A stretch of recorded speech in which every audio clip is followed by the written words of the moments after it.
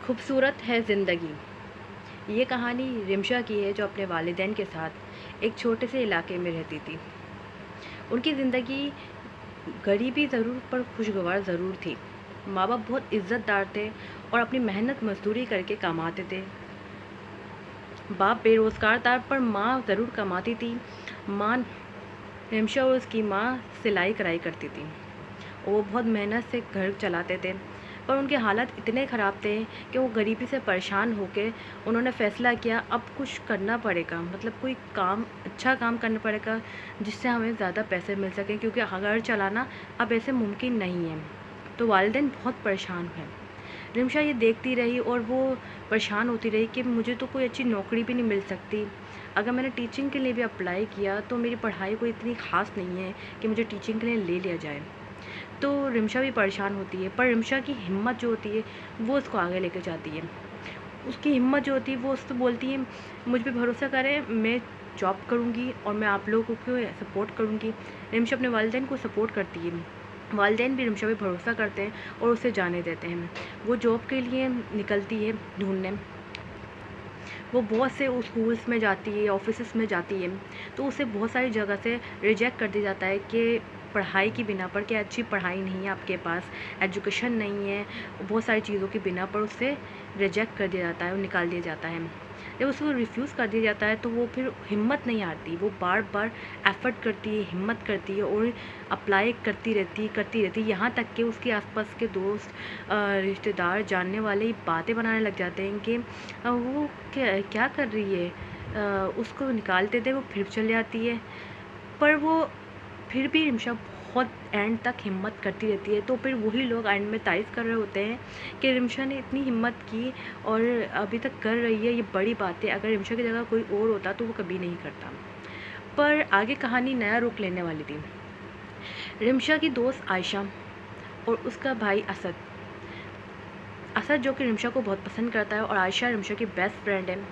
आयशा भी बहुत खुश होती है कि रिमशा अपनी फ्यूचर के लिए, अपने पेरेंट्स के लिए एफ़र्ट कर रही है, कोशिश कर रही है। आयशा उसको बहुत शाबाशी देती है, वो बोलती है तुम कामयाब हो, दुआ है। वो उससे बहुत खुश होती है। फिर रिमशा की एफ़र्ट एक दिन रंग ले आती है और रिमशा को एक जगह जॉब मिल जाती है। पर अफ़सोस की बात ये थी कि रिमशा को जो जॉब मिली वो रिमशा के पेरेंट्स के काबिल नज़र इज़्ज़त वाली जॉब नहीं थी, क्योंकि रिमशा के पेरेंट्स बहुत इज़्ज़त वाले थे और रिमशा की जो जॉब थी वो एक मॉडलिंग की जॉब थी। रिमशा वो बात अपने पेरेंट्स से छुपाती है कि वो लोग बहुत खुश हैं और वो अमीर वाली ज़िंदगी चाहती है, वो ज़िंदगी को खूबसूरत बनाना चाहती थी। तो वो बात कि अपने पेरेंट्स से छुपाती है और वहाँ पे जॉब करने लग जाती है। आहिस्ता-आहिस्ता पेरेंट्स बहुत भरोसा करने लगते हैं कि रिमशा ने हमारे लिए इतनी मेहनत करी और वो कमाने जाती है। पेरेंट्स को इस बात का अंदाज़ा भी नहीं होता कि रिमशा क्या काम कर रही है। रिमशा के ऑफ़िस के सर रमीज़ उसकी ब्यूटी की वजह से वो उसे मॉडलिंग में लेते हैं। आगे कहानी में और ट्विस्ट आते हैं। रिमशा एफ़र्ट करती है, वहाँ पे भी बहुत मेहनत करती है। जैसे-जैसे आगे दिन गुज़रते जाते हैं, रिमशा एक कामयाबी की मंज़िल तक पहुँच जाती है। एक गरीब से इलाके में रहने वाली गरीब सी लड़की, जिसकी शक्ल और सूरत ही अच्छी थी, उसने कामयाबी का मुकाम पा लिया था। अब वो एक मॉडल थी और लोग उसे जान रहे, पहचान रहे थे, पर अब वो अपने पेरेंट्स के सामने भी एक्सपोज़ हो चुकी थी।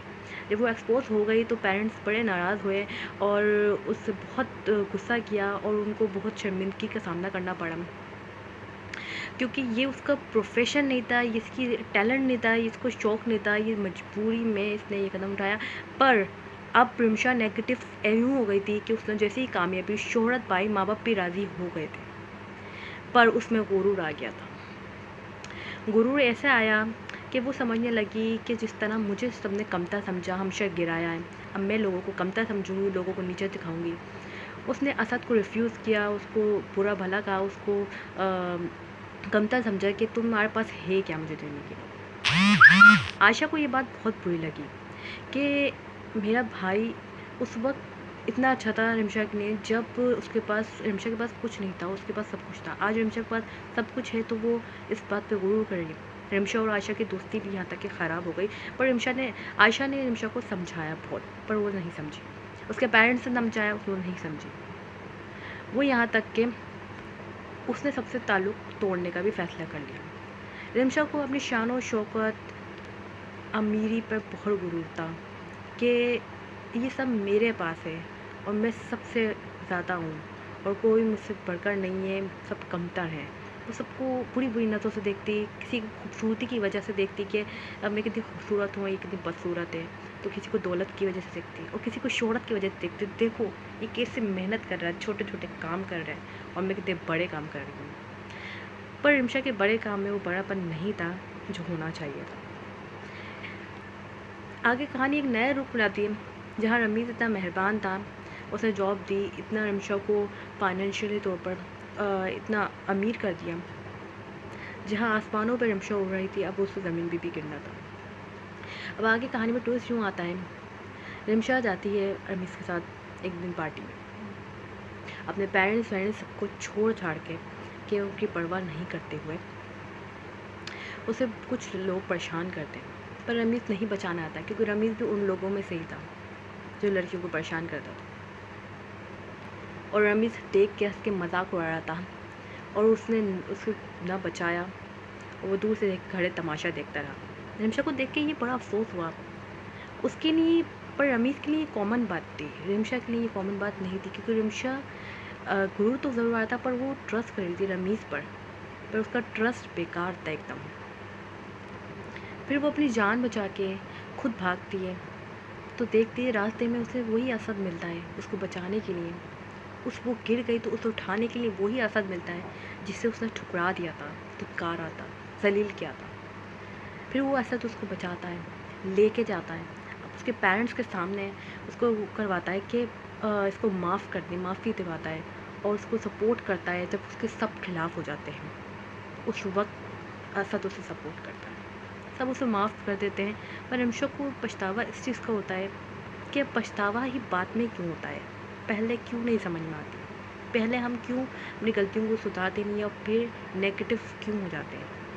फ्रेंड्स, इस कहानी का जो मेन पॉइंट यही है कि गुरूर का सर नीचा होता है और जब हम गिर जाते हैं तो हमें वही इंसान उठा रहा होता है जिसे हम सबसे ज़्यादा गलत समझ रहे होते हैं। अब ये जुमले तो आपने सुने ही होंगे, लाखों लोगों से ताल्लुक़ रखें पर एक ऐसे इंसान से ज़रूर ताल्लुक़ रखें जो उस वक्त आपको संभालें जब सब आपको ठुकरा रहे हैं, जब सब आपसे नाराज़ हैं। तो फ्रेंड्स, उम्मीद है इस स्टोरी से आप लोगों को बहुत से मैसेजेस मिले होंगे और अगर वीडियो अच्छी लगे तो लाइक करें, कमेंट में अपना फीडबैक दें, वीडियो अपने फ्रेंड्स के साथ शेयर करें और चैनल को सब्सक्राइब करना बिल्कुल भी नहीं। अल्लाह हाफ़िज़, टेक केयर, मिलते हैं नेक्स्ट वीडियो।